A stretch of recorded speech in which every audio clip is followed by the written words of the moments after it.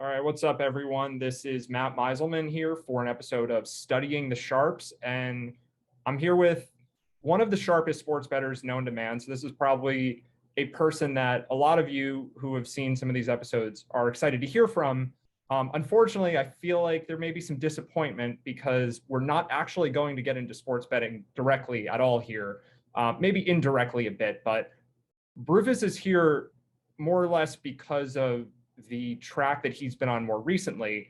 And to clarify, Rufus, I heard you on Gil Alexander's show and then the end of year show you did with Jeff and Preston.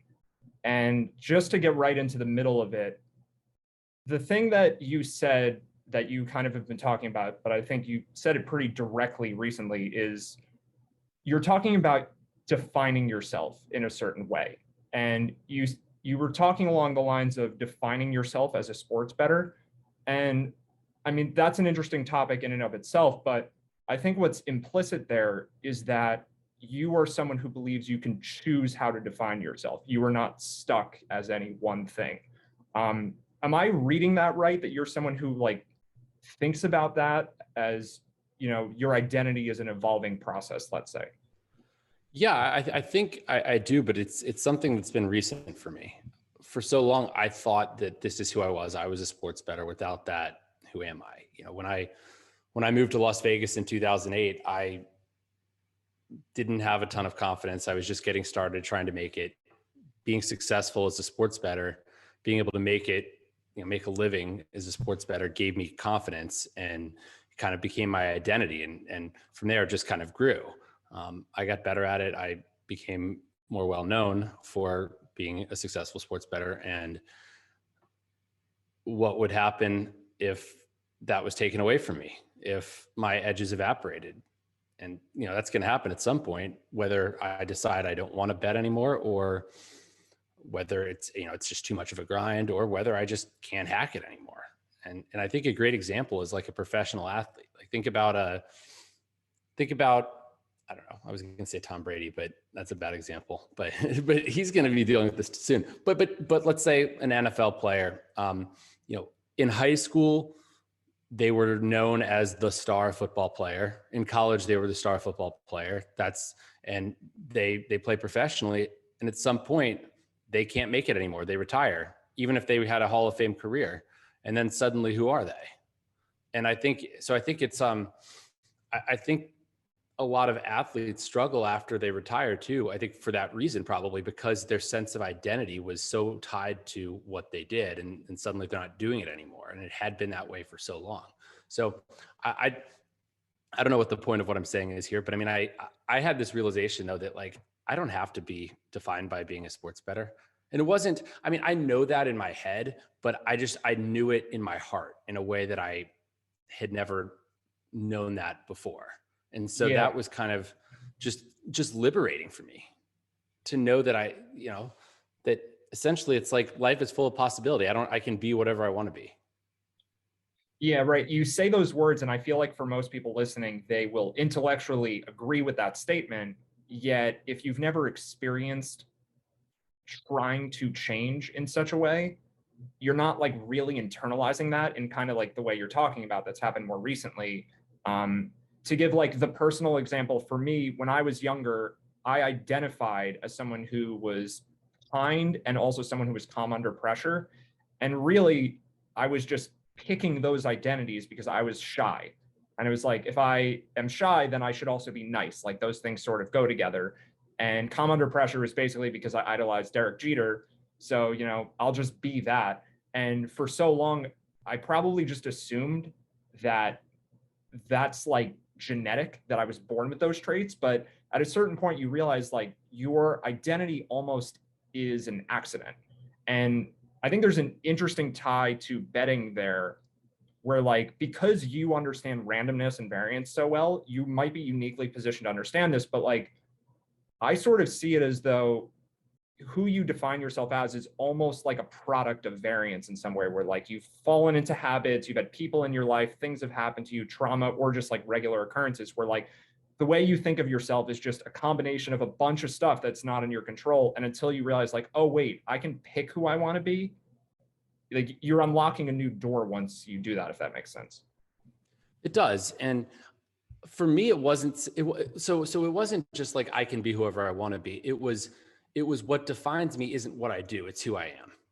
It is the human being I am, the qualities I have, the relationships I have. And to your point, I do think we define ourselves in certain ways, like, as you said, kindness and calm under pressure. Those are two fantastic qualities. But I think people also say, oh, I'm an anxious person, I'm an angry person. And when they say that, it sort of reinforces it too. Like, no, you don't have to be an anxious person. You don't have to be an angry person. When you refer to yourself as that way, kind of, it makes it more difficult to actually, I mean, it makes it difficult to change, and you kind of, you make that part of your identity, even if you don't mean to.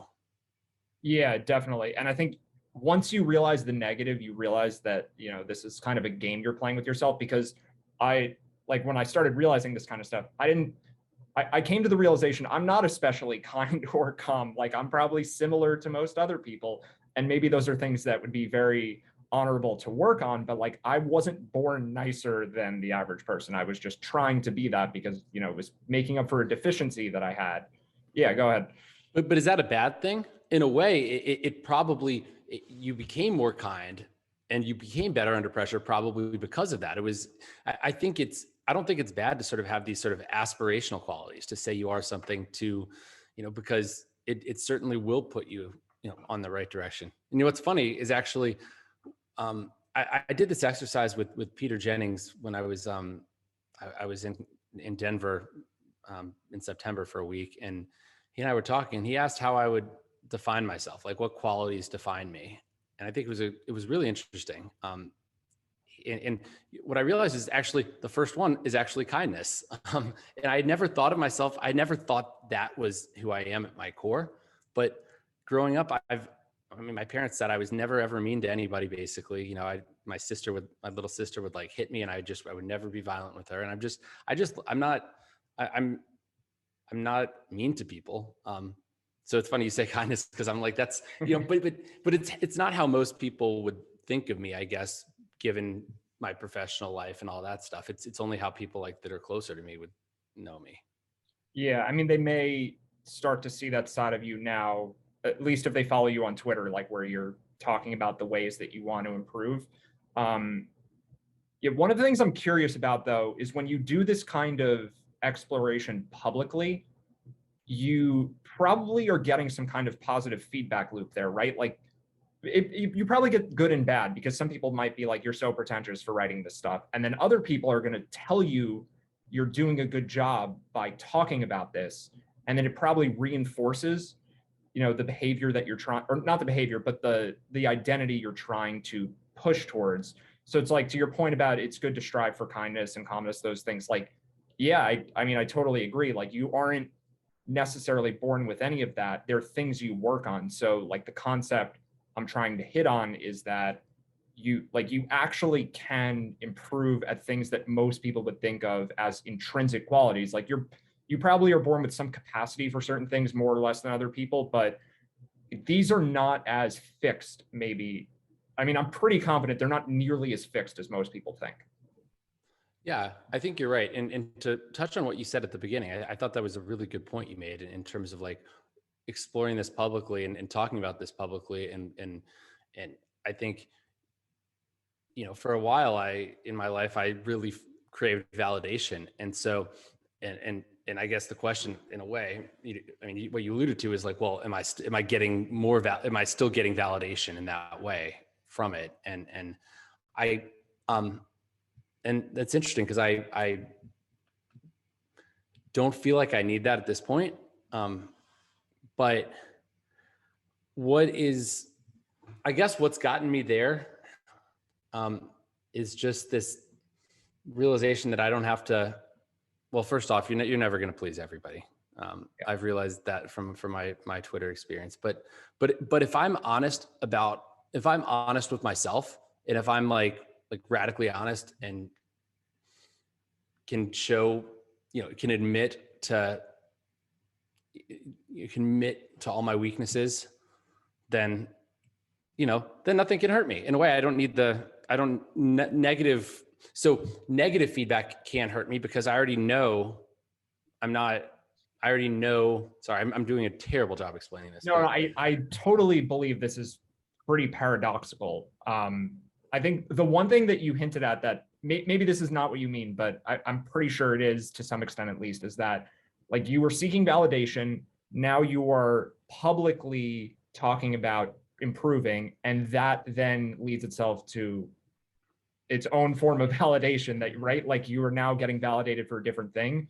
But at the same time, like you're saying, this thing is not as implicitly tied to validation seeking. Like betting is Correct. different because it's almost like the same concept as being selfish if you're being nice to other people selfishly, that's different than you're just taking from them selfishly. They're both selfish in some sense, but it's a more intrinsically valuable form of selfishness to do selfishly, which helps others. And in the same way, validation seeking in a way that is intrinsically like trying to get better and acknowledging your flaws and all of that. Sure, there's like a little element of seeking validation from it, but it's a different game that you're playing now. I think, yeah. And so I don't think it's validation seeking, just given the fact that I have these conversations with a lot of friends and other people as well, where I'm not really getting that. It's more just the exploration. And I think for whatever reason, I am just more of a public person than I'm very open about things. I can connect with people quickly. I'm not a naturally private person. I don't keep things close to the vest. But what has been really remarkable has just been that I think when you show vulnerability and admit weakness, it gives other people permission to do that too. Yeah. And so I've had a lot of people reaching out and say, hey, look, I've gone through, very similar things, or I'm going through this. And it was just that was rewarding because it feels like I can actually give back. And honestly, I much prefer talking about this stuff than sports betting. Yeah. Like it's not close. Yeah. I mean, sports betting also, like there's only so much, right? Like you can't cover the same depth of things, but I also think like you are tapping into something that is less talked about in terms of like the type of people you're reaching. So it's very common in sports right now for athletes to talk about depression they've been through and all these like very dark struggles.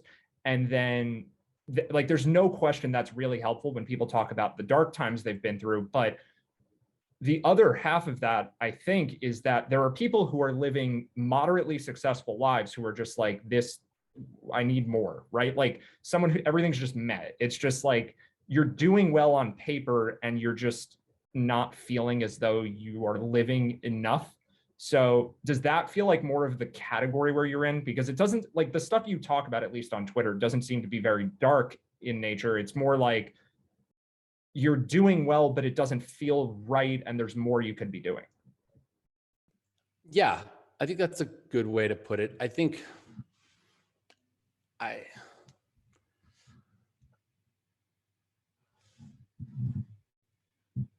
had a thought for a second and I kind of lost it. But I'm a naturally positive like guy. Yeah. I'm not, but I think it's more that I'm I guess seeing the world in a different way now and realizing that like, oh, here we go. I remember my thought. There in sports betting, you have a scoreboard.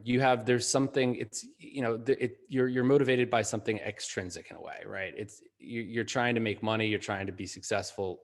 There's a scoreboard, and so I think part of it is like when you achieve some of or all of what you wanted to achieve, you realize that like, well, actually, this wasn't that satisfying. Like, and I think a lot of people, it's sort of the disease of more. The richer you get, the more you realize that there's other people richer than you, and the more successful you get, you realize there's this whole other world of people way more successful than you. And so at a certain point, you sort of ask yourself, well, do I just want to keep striving and feeling like I'm not good enough and trying to get to what these other people above me have? Or or is there not, or do you realize that like, maybe that's not that important? And I mean, the journey, well, was going to say the journey is the destination, but the process is the reward, basically, in a way, right? And so as long as you're enjoying that process, then that's great. But I mean, I think the realization is that like that I need something more intrinsic, not, you know, not chasing this, you know, these achievements. And I think this is similar. Yes, as a sports bettor, this has been the case for me, but I think also a lot of people that are sort of like high achievers growing up that, you know, they're like, oh, I have to, you know, do well in school. I have to get into a good college. I have to do well in college. Then, you know, they go to law school, get into a top law school, and then they have to, you know, get a top, you know, a job with a good law firm and then become partner. It's just all these little metrics. And you don't really stop and kind of step back and say, well, what's the point of all this? I mean, there isn't a point. The point is if you enjoy doing what you're doing, and if you get a reward from that, I guess. And look, I moved out to Las Vegas for a job that paid $25,000 a year because I thought it was the coolest thing ever, and it was what I wanted to do, and I loved it. And that's why I got into this. And I didn't anticipate ever being able to make have a lucrative career sports betting. That was not on my radar, and it worked out for me. But at the same time, but that isn't what made me enjoy it. And I need to make sure I'm still enjoying it and enjoying that process. And if I'm not, then maybe it's time to do something different. Yeah. I mean, that level of self-awareness, I think, is pretty rare. Like, I think what most people are doing, and bettors might be especially prone to this, is they are moving the goalposts without realizing they're doing it. So like, if you're on a slump where you're just losing tons and tons of bets, the only thing that really matters in your mind, I mean, at least in a lot of cases, this is my experience, like you're on a really bad streak, just getting back to even feels so important. And then you get there and you're not even content for a minute with that accomplishment. And it's like, now I need to keep going. And then you keep going and you're not content. Like, you have tapped into something where you're at least probably, I would imagine, are taking the moment to be content, but then it's still fleeting, right? But even for most people, they're not even like, maybe they give themselves 15 seconds to feel rewarded for what they just did. You know, they just made all their money back. Everything's good now. And then they just keep going and they never are reflecting in a real way. What I think is missing for these people is meditation, which I know you've mentioned. And I think you had said you're doing this pretty regularly now. Like, how integral is that to this process of self-evaluation? You know, I have not been doing it as regularly the last few weeks, but before that I was in a really, really good habit, and I need to get back to it. I would like to be an everyday meditator. I know exactly what you're talking about, because I did it every day for about 4 months. And then for whatever reason, just like, you just fall out. I don't really know why this happens. You just fall out of it, kind of. You miss it once, you know, and then suddenly it's like going to the gym, right? You're going to go one day, you're like, oh, you know what? I don't have time. I'll do it tomorrow. And then suddenly it's been a week and you haven't been to the gym. Right. And so I think it's the same with that. So yeah, meditation certainly is helpful because it's, you know, it's just a way of allowing you to be with yourself where you don't need, nothing has to happen in a way. It's kind of like permission to step away from life for a second. I mean, what does your process of that look like? Like, what are you using an app, or you're just like, are you trying to focus on ideas, or you're just like total bring yourself back to the breath, or just not even that, you're just trying to be calm? Is it? So for me, so I guess my experience with meditation is very much influenced by the sort of Buddhist tradition that I have been a part of, I guess, and that I was introduced to, I should say. And so I do not use an app. No, I will sit and I will do mostly a breathing meditation and try to stay with my breath. And if my focus drifts away from my breath, as it does often, I just try to bring it back to my breath. And then once I feel like I'm there, I try to sort of just cultivate like a feeling of peacefulness, and that's kind of like, that is most of my meditations. And sometimes if I'm having trouble with that, I'll do sort of like a body scan type thing where I just, you know, breathe out through my, you know, just my toes and then my feet, and just kind of go up and just feel my body. And that's kind of a good way to, you know, you put your focus on that. But I would say mostly it's like I would say also that when I meditated regularly, I've realized that I finally understand a lot of what the Buddhist teachers were saying about just of that feeling of inner peace. That's just like this warm feeling inside you. That's just, I know that it's like everything's fine. The whole thing with, I guess with Buddhism is and with sports betting, all you can control is yourself and your actions, and you can't control, I can't control what players that I bet on do. I can control my process, and I can't, like, you can't control the externals. You can only control the internals. And so how you process those externals is an internal thing. Yeah, no, I totally agree. I would say I'm probably doing about half of what you're describing. And then the other half, I think, so like there's that spiritual element, which I will fully acknowledge is super important. But I think there's like a really pragmatic element to meditation that you also don't necessarily even lose when you stop doing it. So like I've gone 3 months without doing any meditating, but I'll still like have this thing, like this part of my brain that's like now alive because I have done it in the past, where I am more able to catch my own thoughts. So like the meditation practice that you're describing of focus on the breath, your thoughts go, million different places. And just the mere act of paying attention to where they go in a like perfectly aware area. So like the skill seems like for people, if you don't focus on the breath the whole time, you're losing. Right. I think that would be. No, you can't. Yeah, you can't lose, right? I mean, lose. you're right. People, like, it's so easy to say, "Oh, I'm so bad at meditation." Like, Yeah. of course, like I am not good at meditation relative to like most, people that are regular meditators, et cetera, et cetera. But the whole point is like, it's a win no matter what. Even if you're, even if your thoughts, you're just daydreaming, or even if you fall asleep. My old teacher in DC used to say, if you fall asleep, you probably needed a nap, and it's still beneficial. Yeah. And people who struggle sleeping, like, I mean, if it makes you fall asleep, that's incredible. Yeah, it's true.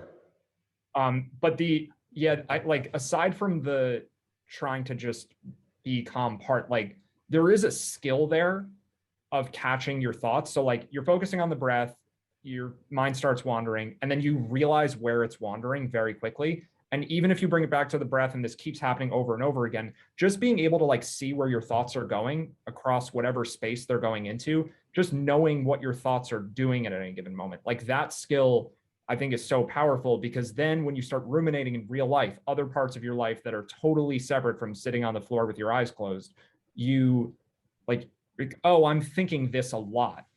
And then just realizing, right, like do you find this happening to you? Because I would imagine just even having meditated for only a couple of weeks, you may not even realize you're doing it, but you're probably picking up on, oh, I'm upset about this. And whereas like in the past or for other people, you just like don't even realize where your emotions are. No, I think you're right about that. And I think for me, the biggest thing is, even if I'm not meditating, like if I don't have a daily meditation routine, I feel like I do a lot of more informal meditations where I know that if I'm getting upset or frustrated or something, I feel like I have the tools to deal with it. I know that I can just take deep breaths, focus on my breathing, just in my daily life. And then it just brings me back to this calm, peaceful state where this is no longer bothering me. I'm no longer upset. I said it's like a way to recenter yourself.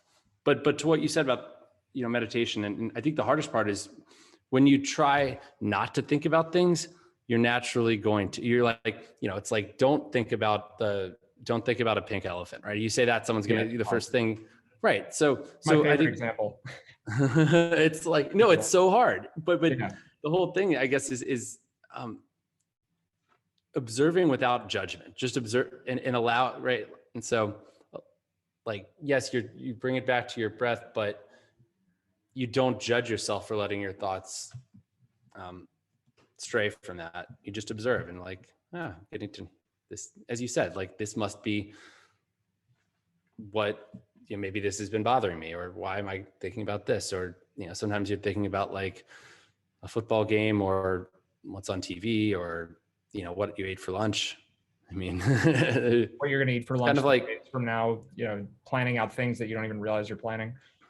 But you said something before meditation. I remember I had something to say, but I don't like, we've, gone off on this meditation discussion. Yeah. If you come back to it, just okay. shout it out. It's okay. We can retrace at any point. But I don't know if this is directly related, but you're on Twitter a lot, and you are clearly someone. Or okay, not really. I should assume then. Yeah, not these days anymore. I don't tweet that much anymore, but I guess in general, you're someone who seems to have a strong affection for nuance, just generally speaking. And then and it probably happens in real life too now, like more and more, maybe social media is causing this to some extent, but it certainly is happening on social media where people don't seem to value nuance as much. And it's like much quicker, shorter versions of everything. Does that make it harder for you, or do you almost feel distant from that? I mean, personally, I see this very quick, repetitive back and forth that people do sometimes. I'm like, this is I don't want to be in that world at all. So do you have that sense when that kind of thing is going on? That I don't want to deal with it?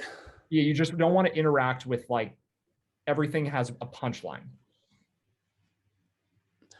I haven't thought about it that much, to be honest. I mean, I try to avoid what's discussion. The reason you're avoiding Twitter, basically, is kind of what I'm getting. What is the bad it's a part? Productivity suck. Okay. It's just it has nothing to do with me disliking Twitter. I mean, personally, I want to, if I can, be a positive influence and kind of and if I can, I'm always learning, but if there's something that I've learned that I can sort of impart, then that's always I don't know. That's something I'd like to be able to do. The other thing what you said with nuance, though, I think that really comes from sport. Sports betting has given me so much about without betting for a living, I don't think I would have the perspective I do. And rarely are things right or wrong. There's different degrees of right. And I think that, I think it's also the part of, I think, again, it comes back down to what you have control over and what you don't as well. And the fact that things can work out a certain way despite your intentions that they don't. Your intention that despite you not intending them to. Just like a team that can, outplay another team and still lose the game. And it's and so there's I guess it's understanding randomness and the fact that we all view things differently. Yeah. Oh, here's where it is.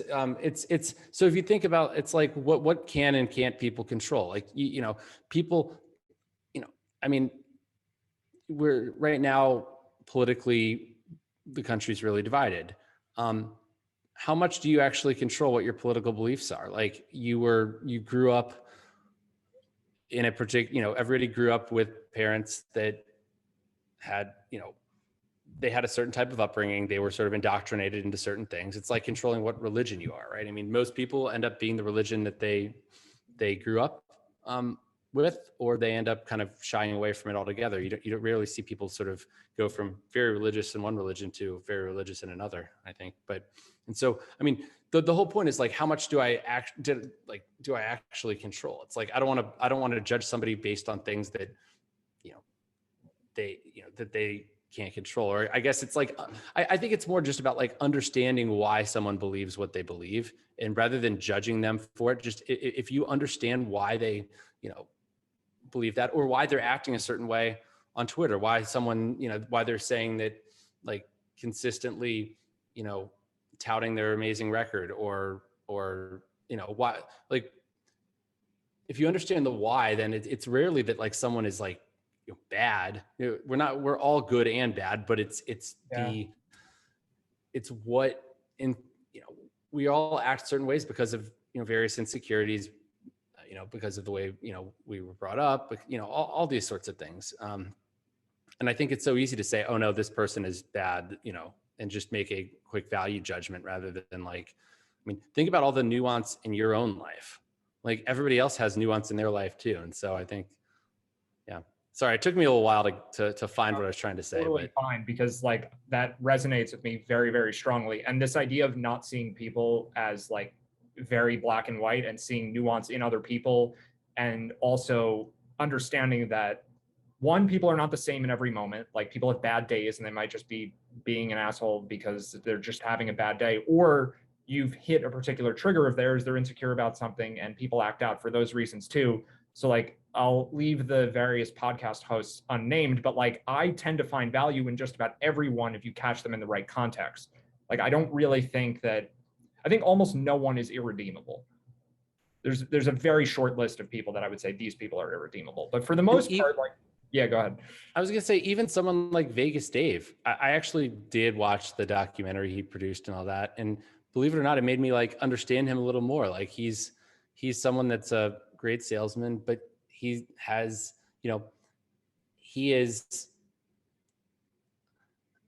he obviously, I completely disagree with what he does. I think he's a scourge on the industry, but he's trying to, he needs to feel that validation. He needs to feel acceptance. He's like, he's a human being still.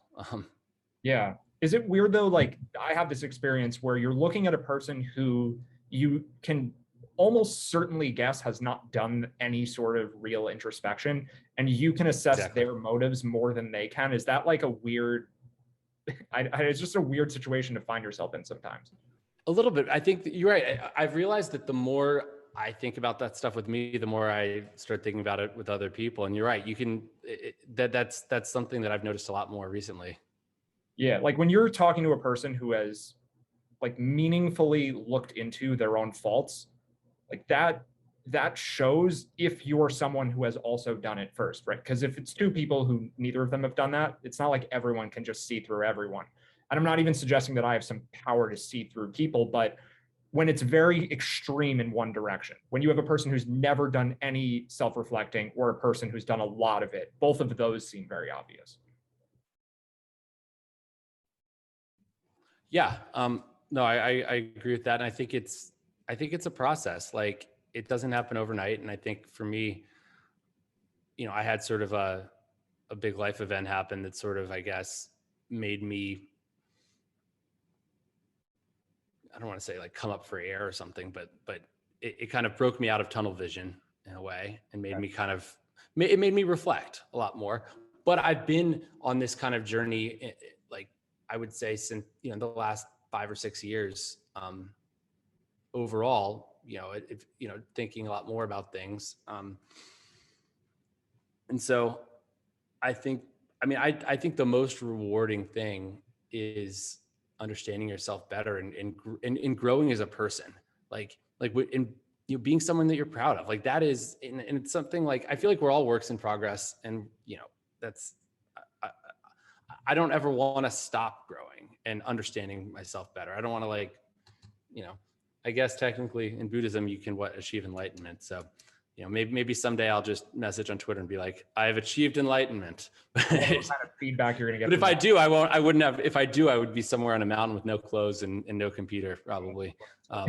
Just meditating. No tweeting in that situation. No, exactly. But I don't know. I mean, the thing is, it's a process. I think, and so I have always viewed, I've always said like process over outcome. And I view what I do in sports betting largely as it's very process driven, but I'm trying to, I'm realizing that, and I've always known this, I guess, to some extent, but like life is the same way. And if I'm focusing on this process of understanding myself and being the best version of myself, it's, I'm not going to be able to control everything that happens. I'm still going to make mistakes and all that, but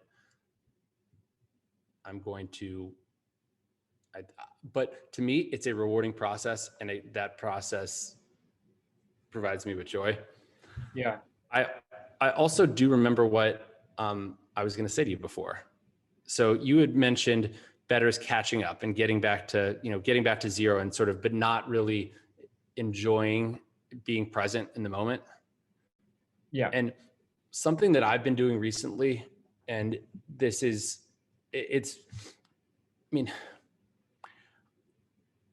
look, I have I read this article actually. Sorry, I keep interrupting myself. I don't know if you've seen this, or Twitter thread, a Twitter thread, like the Time Billionaire thing.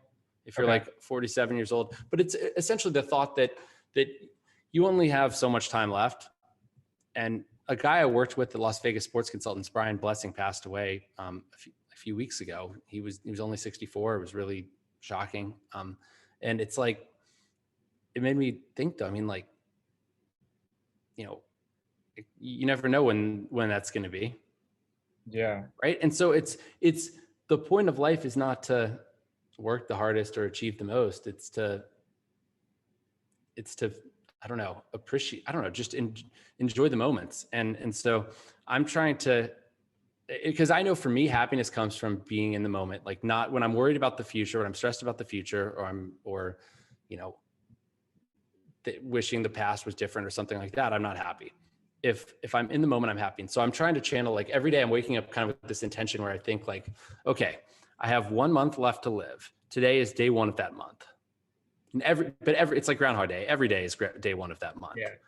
And so, and you could make that a different length of time if you wanted, but for me, a month seems to work because I can still be working on projects and feel, and feel like, I can still be working towards goals, but at the same time, by the thought of the end with 30 days left, like you would if exactly. It was yeah. If it was like, if you have a day left to live, then yes, it's going to be very different. But I also take time to appreciate the little things. Like, when I hop in the shower, how the hot water feels against my back, or, getting under the covers, just appreciating these little things, like, or driving somewhere, normally you'd be like, I just want to get there, but just kind of like, just appreciating being alive, because being alive is pretty awesome.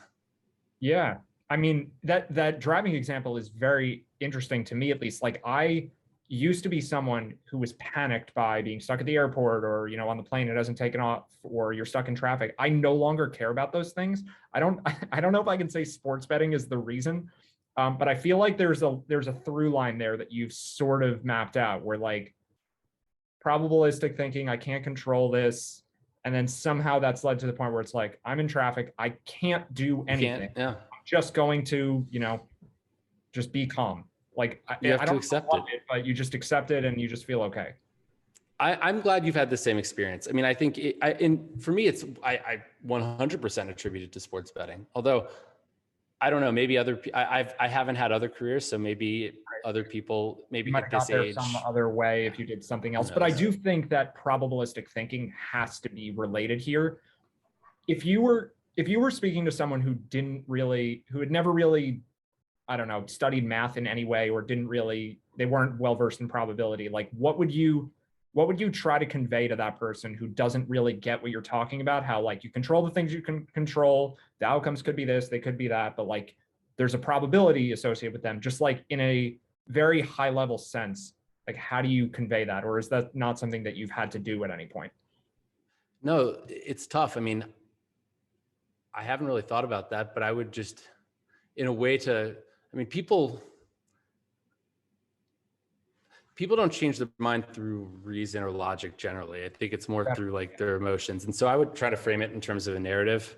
Be like, look, this happened this way, but if this had happened, this could have happened. Like, it's like almost like possible worlds theory. Like, imagine if you had not gone to get, or if you had not swiped on some dating app on this particular day and not matched with this person, and you wouldn't be married. I mean, there's just all sorts of different worlds that could have happened based on really, really small things. And I mean, my life's a testament to that. To become a sports bettor, like, so many random things had to happen. I like to say it's like a 20-team parlay in essence of just things where, like, if any of them hadn't happened, then I'm doing something completely different, right? And so, and I think what's it called, like serendipity, I guess. With, like, if I forget what it actually means, but it's like a meeting is serendipitous or something. It was like meant to be. But most people, the person that their life partner, or if they're married, their spouse, like the circumstances that they met in are probably like really, really random. Yeah. If two things, like, you could play out the whole world, their lives again, and the odds that they end up meeting are probably very slim, right? So I think if you think about, so I guess my answer is just think about like possible worlds and narratives around that. Yeah, I'm curious what you think about like the concept of fate, because it sounds like you're opposed to it to some extent, and like you're running into it when you talk. I mean, I'm running into it when I try to say the kinds of stuff you just said to people. But like the difference, I think the clearest example to me is you have two people. One of them is texting and driving and crosses an intersection. The other person does the exact same thing. And in one case, there happens to be a person standing there. Neither of them looked. And one person is going to jail for the rest of their lives. The other person, never knew that anything could have gone wrong because no one was standing there. There is nothing morally different about those two people. One of them was just extremely lucky, or we could debate like what the expected value of that move is, but one of them is much luckier than the other one. That part is clear. And then you could argue, well, the person who didn't hit anyone, they had good karma, therefore they didn't, and like that's just a whole other world that I don't know if we need to go down that as a rabbit hole, but I'm just kind of curious if you like have any thoughts on that. I mean, I very much view people, it's like, I think that's a great example. I haven't actually thought of that specific example or anything like that. I think about it in terms of like, well, what can you control, what you can't, and what is your intent? Like if a waiter spills, wine on me or something like that, I'm not going to be upset unless they did it intentionally. Right. And if they did it intentionally, I like to think I still wouldn't be upset. I'm not a very angry person, but I would just be like, well, that's, that would be weird. I probably did something to upset them. But right. Like they didn't intend to hurt me. So so I think this is what you're saying is kind of it's like, let's judge based on the fundamentals in a way, which is, see, we're going back to sports betting here, right? It's like evaluating a team, and it's, they happen to recover all their own fumbles, whereas another team loses most of theirs. I mean, right? It's they won the game because of this, but it wasn't their skill, it was luck. So I think there's just this skill versus luck thing throughout life, and you can't control the luck. Although I guess, Buddhists say that like you can build karma from past lives and things like that, and through this life. But there's always, I don't know, there is randomness in the world. There's so much randomness in the world, just like in sports. And I don't know, I find the randomness beautiful. I obviously don't find it beautiful when someone hits a pedestrian and kills them and they have to go to jail. But I think the randomness in the world without the randomness of the world, it wouldn't be as magical. If everything was certain, if you knew if you did such and such that you would get, do X, get Y. I don't know. I mean, to me, it would lose a lot of its magic. There would be no such thing as adventure. Yeah, there's this thing that Nassim Taleb says actually, where if you're drowning in a river and the current is going like perfectly downstream and you're in the middle, without randomness, you just are going to stay there. Like you can't get to either side without like the current moving a little bit to push you in some direction. So like, I'm going to save myself that way. It's just like without the randomness, like even at a more fundamental level than what you're talking about, you don't have decisions without randomness. So yes, if I'm saying that, I obviously agree that excitement also must have randomness, but I think it's like even more like basic than that too, where like randomness is in everything. Maybe like you just have to bet on sports for a really long time, or DFS works too. Like it can be any form of, placing trade stocks.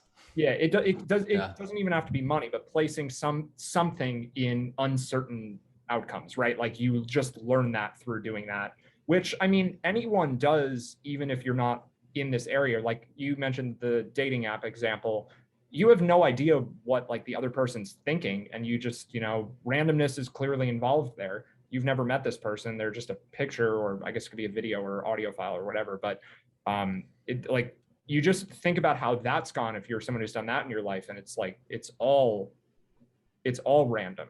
So yeah, I mean, sports betting's easier. Decision making under uncertainty.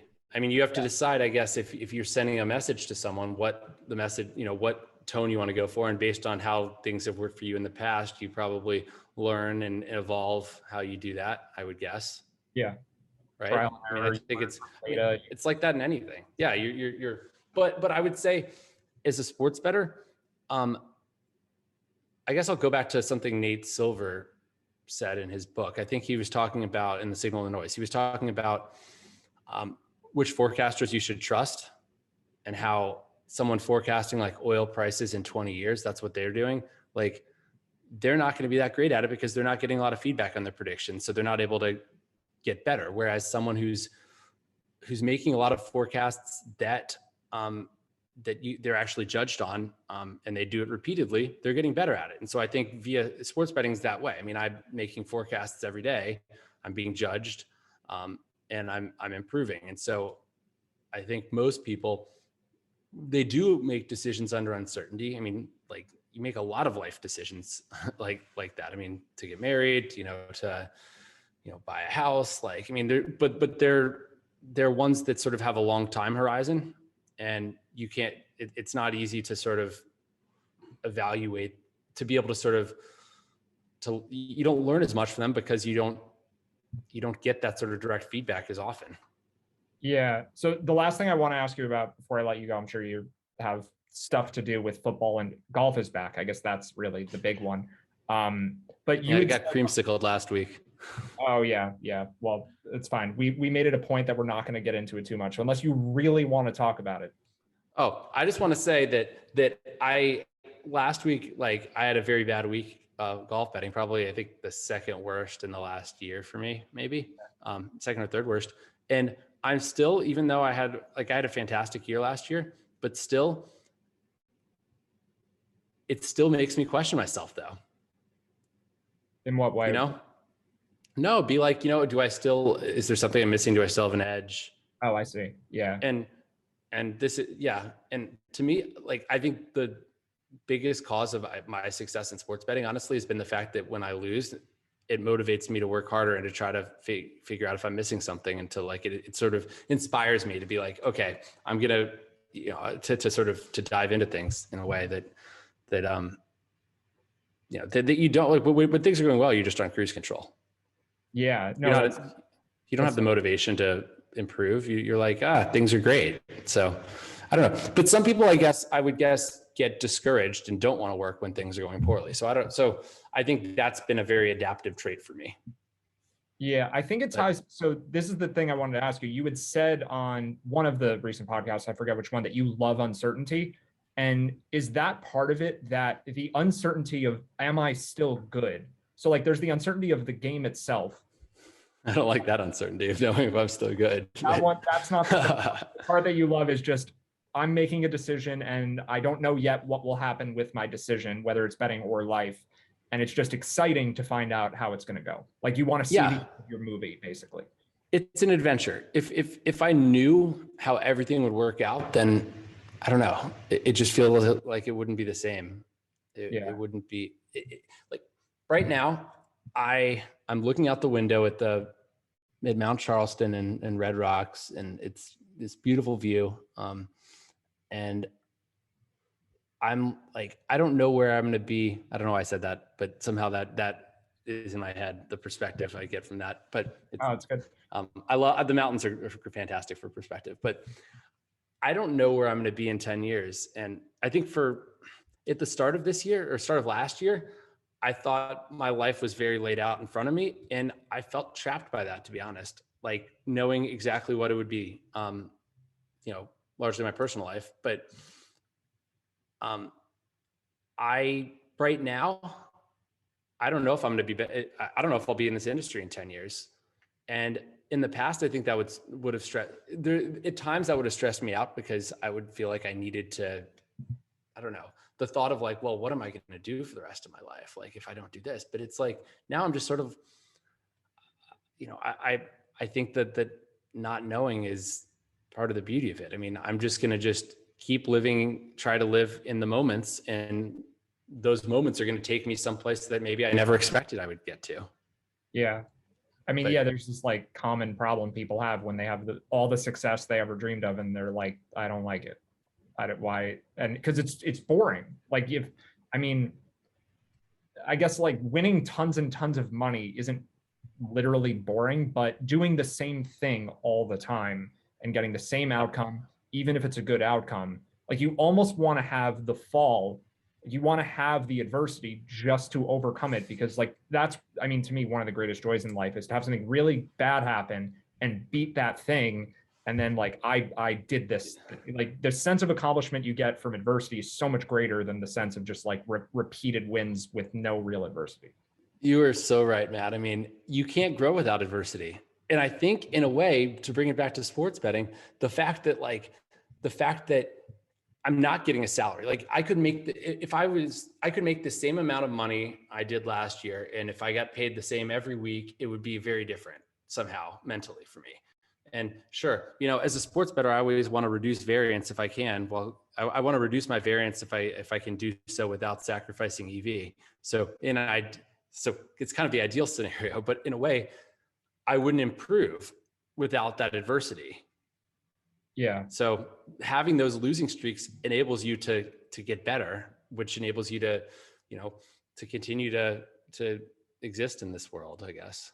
So it doesn't work if you lose on purpose, though, right? It has to be genuinely part of the process. Yeah, I mean, well, it doesn't work. It doesn't work if it doesn't work if you can't grow through adversity. Yeah, I think you have to be willing to sort of reflect on your process when things aren't going well, both in life and in betting. Yeah, it's much harder in life, I think. I mean, in betting, it's very easy to say like these types of things are not working.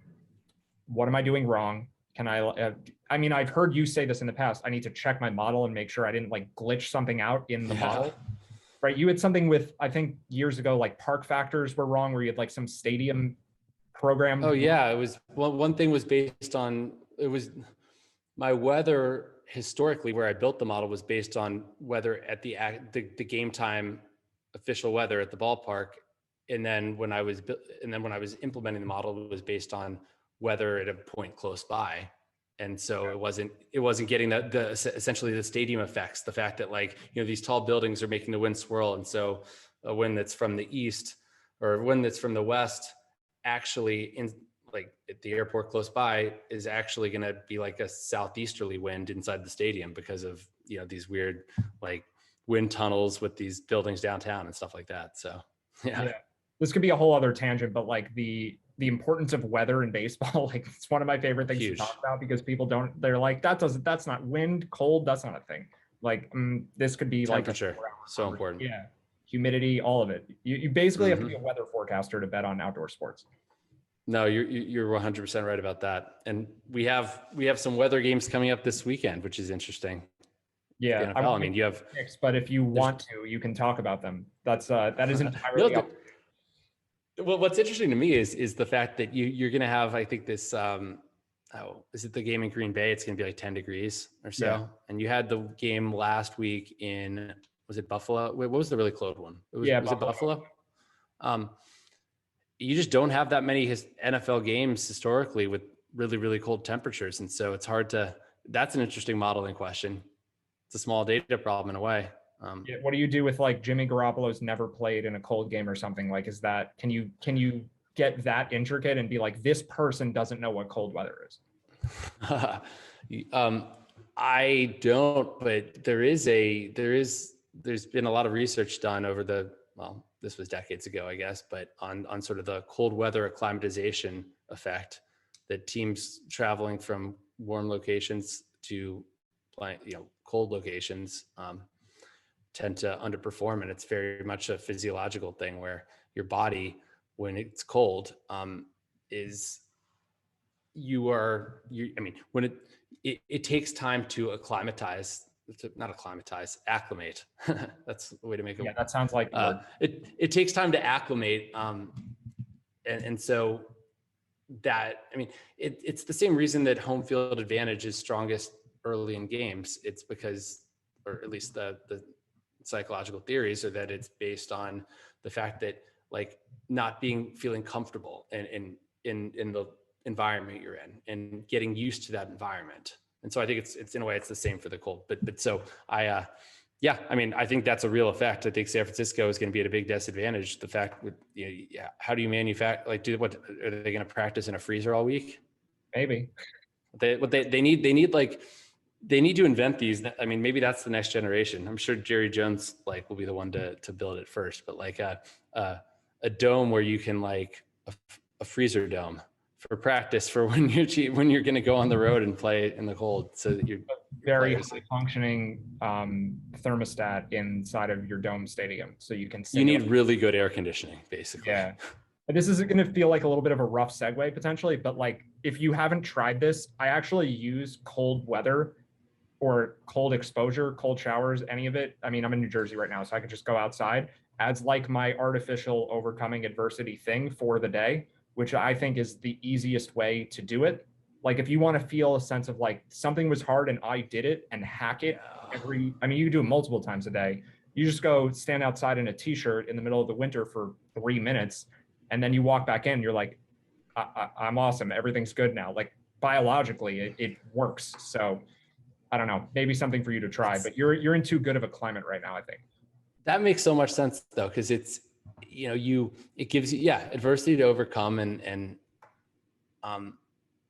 yeah, your body, I think evolutionarily, we're not meant to be like at a perfect temperature the whole time. We're meant to be cold sometimes. I forget what blog it was that I think it was Mr. Money Mustache, his blog. He talked about how he would always wear like one layer less than than would be comfortable in the winter, because because it made him feel more alive, and because he felt that it, you know, he had the reward when he got inside or something like that.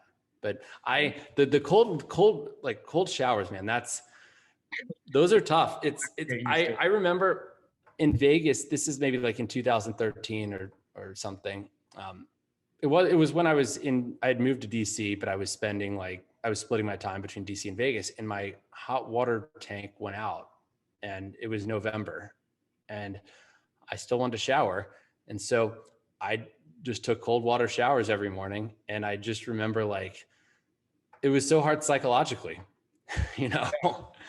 It's harder than I had to just get in there and I would literally yell. I'm like, you're a man, you love this. Like, and just like, you had to reframe it somehow. No one starts out enjoying that, but you can over time convince yourself that it's fun. I think like you were sort of tapping into that. I think also negative emotions and disappointment and stuff like that.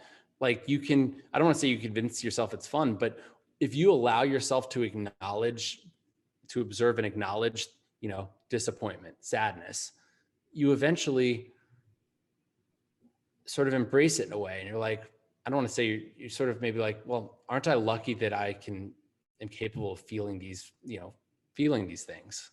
Yeah. I don't know. It's a really interesting thing. I've been having this back and forth with a friend of mine for like, honestly, it's like multiple years now. We've been on the same topic every so often. This isn't like a daily conversation, but are you better off being like the happy idiot, or where like everything, it's like ignorance is bliss, or the person who's like super in touch with negative feelings because there's a power to having them, being aware of them, overcoming them? Like I'm very strongly on this side. I think he's starting to come over also. Like I wouldn't trade that. Like if you think of the best moments in your life, a lot of them, maybe not all, but a lot of them stem from really bad things where you were able to like process and grow from them.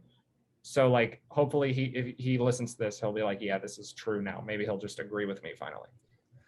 Yeah. I mean, I agree with that, but I guess in this example, like, I mean, I need to know more about this happy person what did you say, was a happy idiot or something? Yeah. I guess it's like someone who is on paper successful, but never like it's a narrower spectrum of human emotion, I guess is what I'm saying. Like they're not feeling terrible ever, but they're not getting to then grow from that. Just like a person where everything is fine all the time.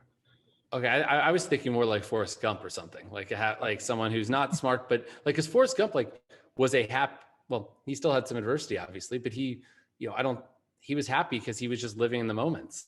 You know, he was very much, so you're almost saying the opposite of that. Someone that's successful, but I feel like now I'm confused. Not introspective. Your example this may be the disagreement I'm having with this friend of mine, because he may be talking about what you're talking about. and I'm talking about a different thing. So there may be an impasse here.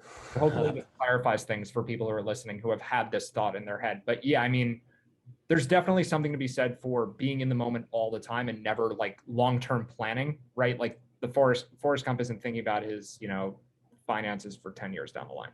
He's just enjoying as he can enjoy. Whereas like, a very neurotic person doesn't have that luxury. They're always worrying. So I guess there's a good and bad to both of those situations. I think you can plan for the future without worrying about it. You can enjoy being in the moment of planning for the future. Yes.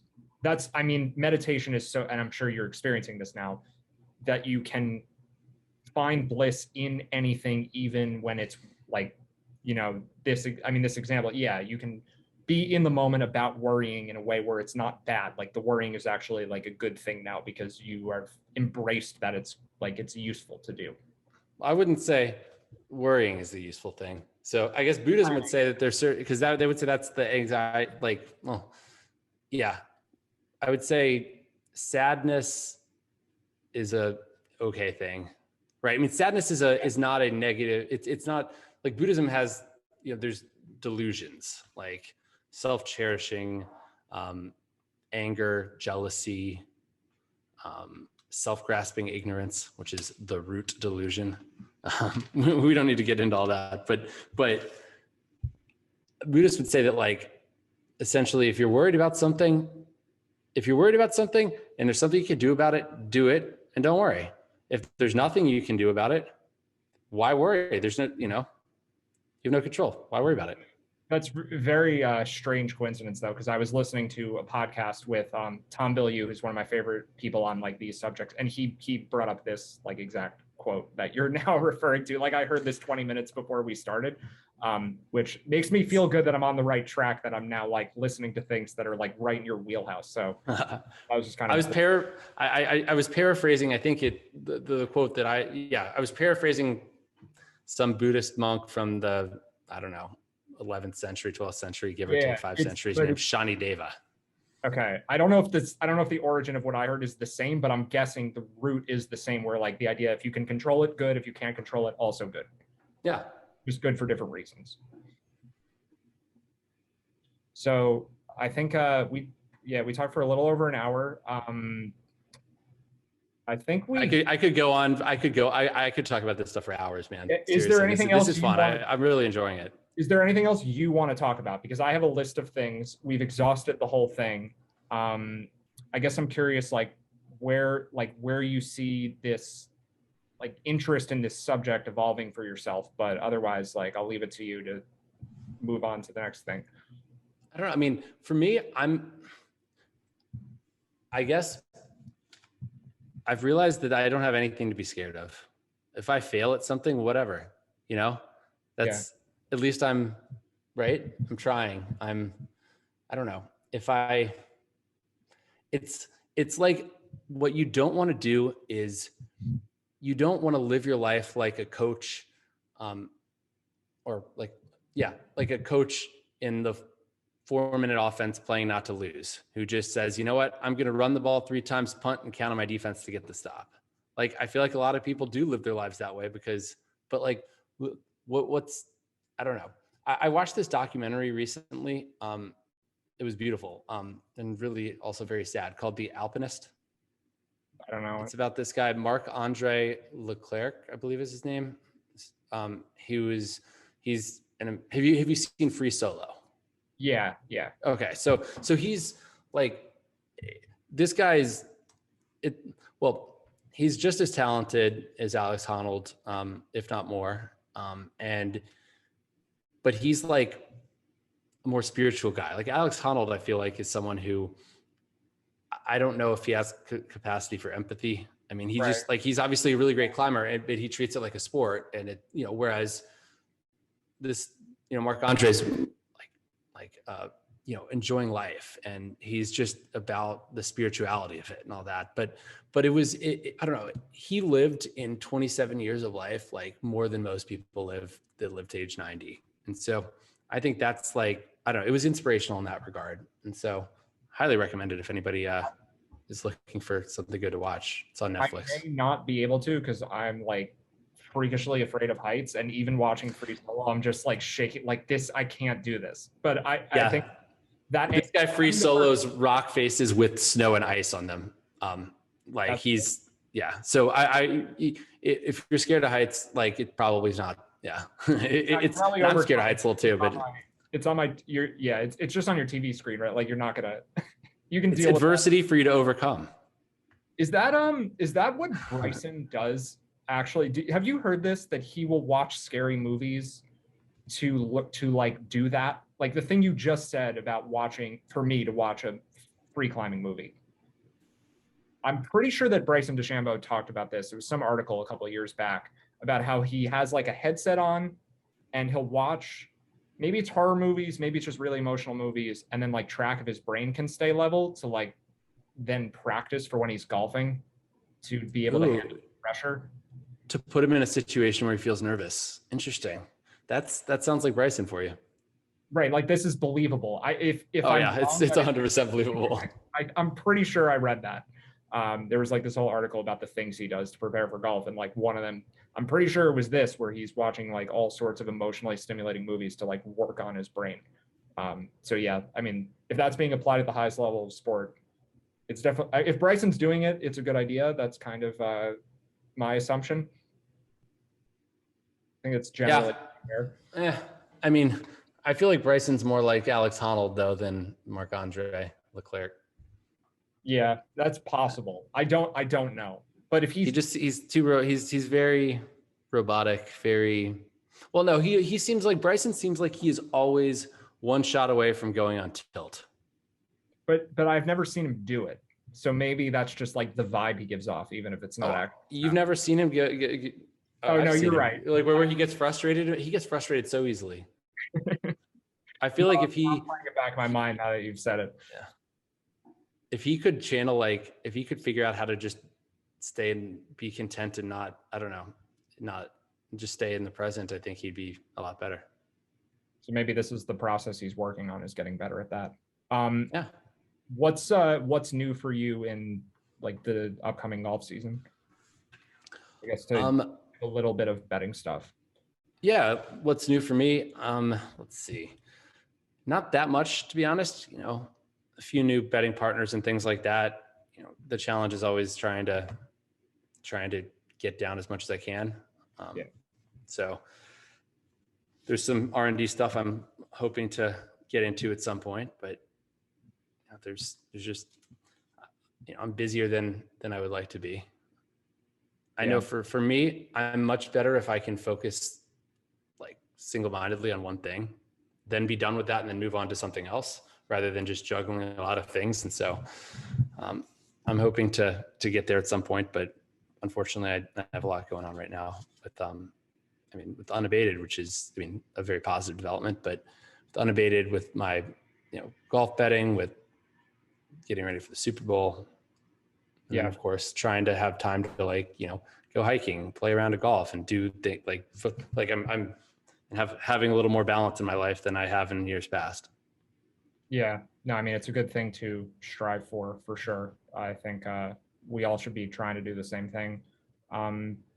Well, Rufus, I really appreciate you doing this for as long as you've done. Like most of the interviews I've seen you on are 5% the length of this, but thanks for coming on. And yeah, I guess where can people find you if they don't know your Twitter handle or your site? Like if you want to plug anything, go for it. Yeah. So my Twitter handle is Rufus Peabody, and unabated.com is the website that I'm a co-founder of, where we have betting tools. We have an odds screen that's going to be launching in the next few weeks, I believe, which integrates with our really cool trading tools, which will allow you to say what's, with the odds screen, to be able to say, click two prices to be able to say okay, +3 -115 or money line +132, and I'll tell you which one's better. So just useful tools to help you be a better. Sounds good. It's pretty exciting stuff. Thanks again. And for everyone listening, hope you followed this long, and also hope you learned some stuff. I certainly have over the last hour or so. Appreciate everyone tuning in, and see you all on the next episode.